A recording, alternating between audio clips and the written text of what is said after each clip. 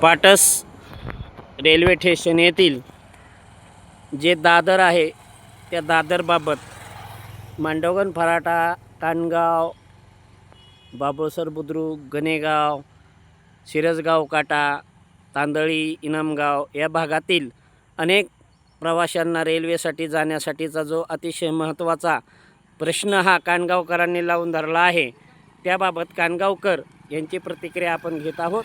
तरी याला जे रेल्वेने प्रवास करणारे आहेत यांनी पुढील एक बैठक लावण्यात येण्याची यांची तयारी असून त्यासाठी रेल्वेचे जे अलीकडे दादर तयार करण्यात येणार आहे अर्धवट राहिलेले ते तयार करण्यासाठी या ग्रामस्थांनी पुढाकार घेतलेला आहे।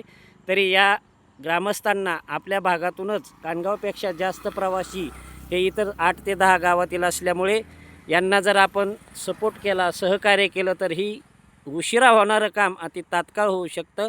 यासाठी कानगावकर पुढे आलेले आहेत, त्यासाठी त्यांची आपण प्रतिक्रिया घेणार आहोत। बोला।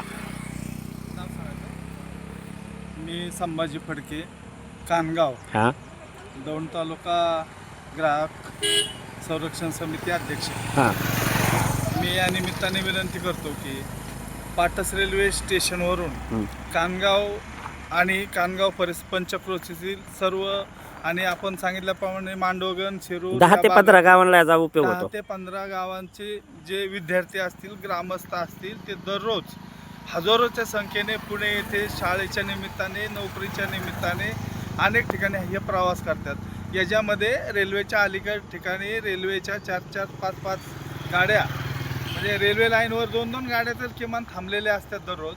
सकाळी 7:20ची शटल असते, त्याच्यानंतर 8:30ची शटल असते।